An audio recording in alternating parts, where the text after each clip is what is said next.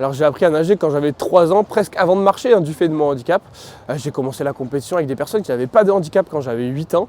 Et j'ai rencontré une jeune fille qui était amputée en vacances. Elle m'a dit que mon handicap me permettait de participer à des compétitions paralympiques. Avant ça, j'ignorais totalement que justement ce handicap-là me permettait d'aller aux Jeux paralympiques. J'ai fait mes premiers Jeux en 2021 à Tokyo et les deuxièmes à Paris en 2024.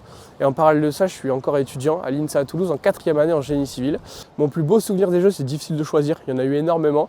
Je pense forcément à la victoire sur le 400 mètres nage libre. C'était un tel soulagement que 4 ans de travail soient récompensés.